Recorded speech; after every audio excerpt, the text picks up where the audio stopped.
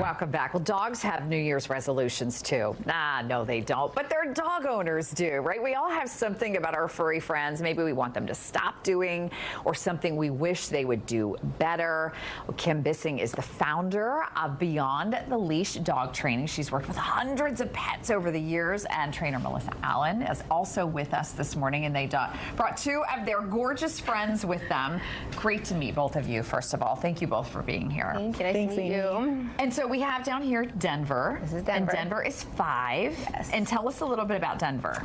So Denver's a Bernese Mountain Dog, and he's actually one of our pet therapy dogs. So we go out in the community, volunteer for hospitals, organizations, just to kind of bring love and comfort. You know, we have such a great dog, we might as well share him. Sure, absolutely. Yeah. Some breeds are just sort of good-natured, right? I mean, he's definitely one of those breeds. Very good-natured, very laid back. But there's still dogs that get into bad habits, right? We don't want them jumping on people, especially somebody Denver's size. He's a pretty big boy. He's, what, 125 pounds? Yep. So you wouldn't want him jumping on somebody. How do you sort of get started with those basic things? Yeah, so usually we try to start with our little friend's age here, which he's about 8 weeks old, and we start with just really good manners, teaching them like our expectations. A lot of it has to do with gear, so you know, making sure that it's the right fit for the dog, the right fit for the human who's on the other end of the leash. So the bigger the dog, kind of the different gear that we have to use compared to something that you could potentially pick up and walk away with. Denver, there's no picking him up, so but lots of patience too, because the dogs don't understand quite what we're looking for from them. And so, you know, our job is to teach the dog our expectations of, you know, what does a walk look like? What does a nice, comfortable walk feel like for them? And are they enjoying themselves as well? They have to have just as much fun as we are on a walk. Well, you were talking in the commercial break about, you know, if you were walking Denver and he was pulling you, 125 pounds, if he's pulling, he's going to pull you over, right? Whereas you wouldn't have to worry about this with this little Frenchie over here so much. But it is important for the dog to walk with you and not, you're walking the dog, not the other way around. Correct, correct. Having the dog, you know, either at our side or behind us is so important.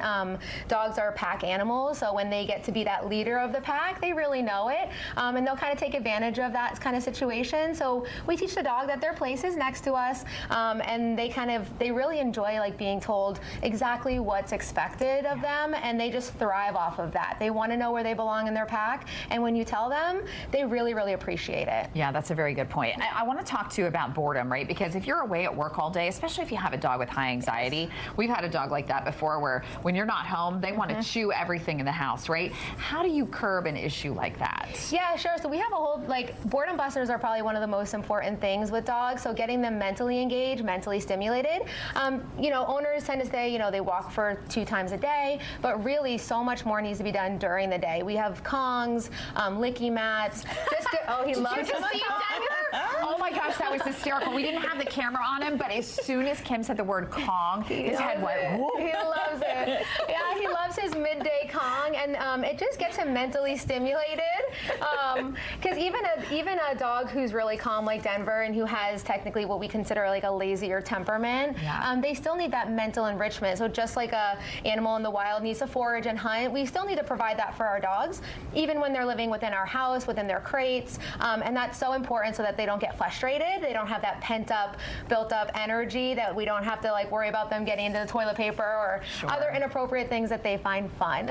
What about barking? That's one thing that a lot of people struggle with, right? And they'll buy the collars where they try to, you know, maybe if I just buzz the collar, maybe the dog won't bark, or they use the spray bottles. What advice do you give?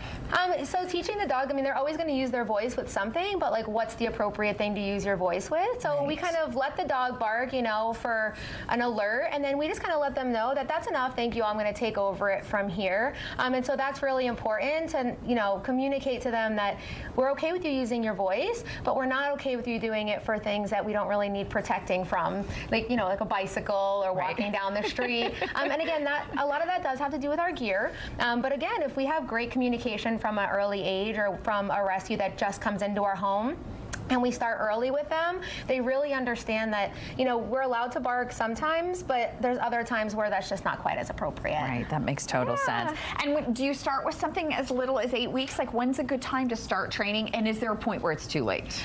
So they always have that old saying, like, you can't teach an old dog new tricks, but it's definitely not true at all. It doesn't matter if they're 10, they can definitely learn a new behavior, but when you have a puppy at 8 weeks old, they're kind of like a new slate. So we prefer, 8-week-old to 8 months old to really starting that training process. But honestly, even someone who comes to us with frustrations at 5, it might be a little bit more difficult because it's like me drinking coffee for 20 years. It's really hard to stop. But if I only was drinking coffee for a week, it'd be really easy. So that's the same way we think about dogs. It might be harder to break a bad habit with a dog like Denver who's 5, but at 8 weeks old, there are no bad habits yet. So it's really easy to train in exactly what you want. So the younger, the better, for sure.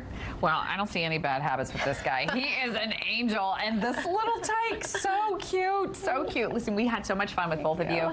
Listen, Kim, thank you so much from Beyond the Leash Training. We certainly appreciate you guys being with us this morning.